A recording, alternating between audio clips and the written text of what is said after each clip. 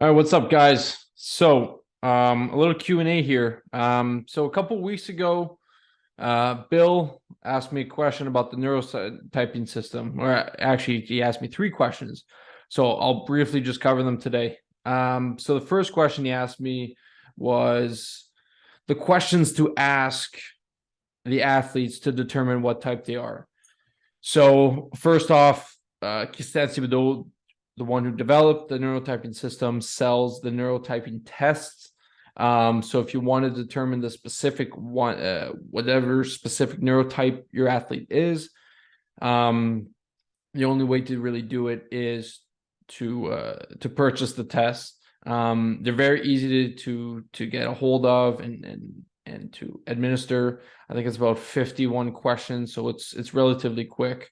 And then it shoots you which neurotype they are. If you aren't willing to pay, was it like around $10 per test? There's always the Braverman Nature Assessment, which you can find online for free. I use both the neurotyping and the Braverman.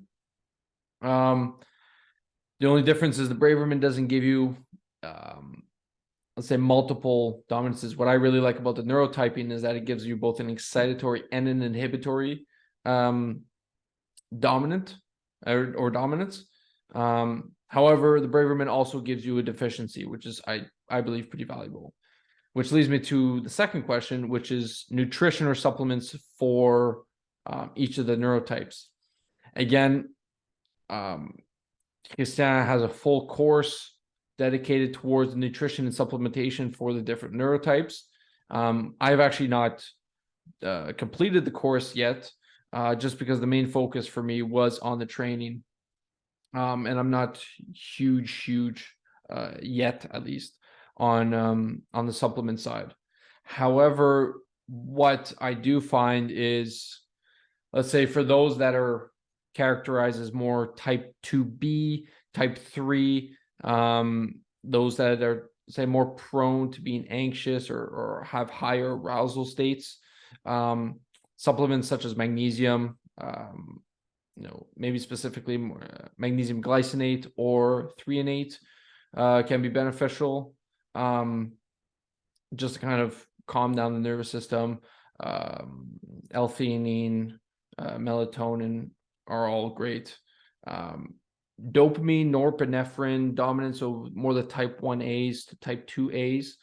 I would say, being more of a type 1B, I would say caffeine is a very valuable one. Caffeine is something that's very dose dependent and very individualized. But for myself, I react very well to caffeine. However, I don't really get any response from tyrosine, which I thought was pretty interesting. And then nutrition wise, again, it goes more. When it comes to nutrition, I kind of split them into two groups. So more those who are more anxious and more, hypo aroused. So those that are hypo aroused, something that can increase cortisol, so they may be able to handle a more lower carbohydrate diet. Whereas those that tend to be more anxious can benefit from some additional carbohydrates. And this is why I use the Braverman Nature Assessment as well as the neurotyping, is because figuring out deficiency can kind of give me a good idea of specific nutrition or supplement avenues I should go down. And then the last question is the potential changes to lifting or conditioning depending on an athlete's neurotype. To be honest, when I work with an athlete, I'm talking about individual, not necessarily in groups. I'll ask them what kind of exercises do they like to do? What kind of training style do they like to do?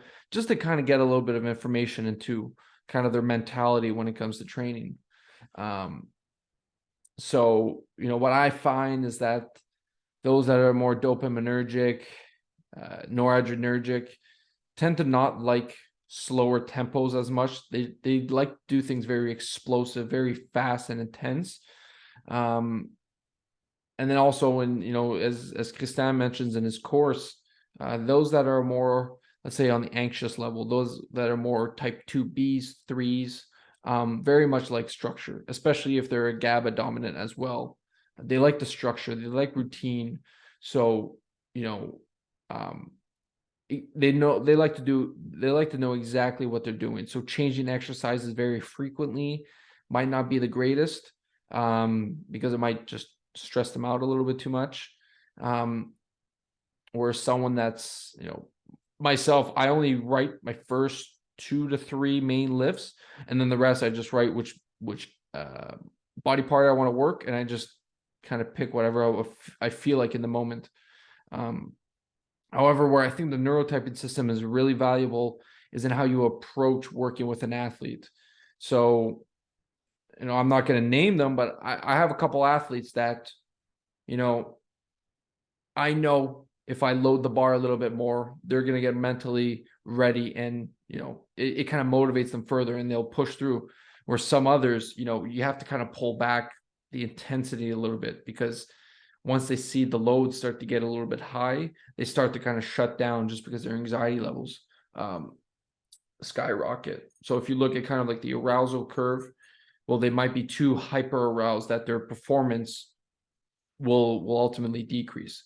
So the neurotyping system I find really valuable for how to approach coaching an athlete, not necessarily specific programming details. You know, working with athletes, there's certain things you have to do, and you have to take care of and work on. So you have your training style, philosophy, and then you communicate with the athlete. What do they like? And then you kind of try to form a mixture of both, so that you're working, or you're getting the athlete to work on something and improve that you want them to be better at, while doing it in an environment and in a context that motivates them and that they enjoy. So if you put them in situations where their performance will ultimately decrease, likely due to too much stress, being too stressful, or they're just not motivated, they don't enjoy it, their arousal levels will be too low. On both sides, their performance is going to decrease. So it's about finding kind of a middle ground. Okay, what do I want to work on, and what do they enjoy? So Bill, I hope that answers your questions. Sorry for taking so long, but if you or if anybody else has any other questions, please just send me a DM. All the information will be in the description of this video. All right. So if you guys liked it, please like, subscribe, the whole shebang that you hear on every YouTube video. All right. That just gives me a little bit of feedback as to whether or not this is valuable to you guys. So I hope to talk to you guys soon. Bye.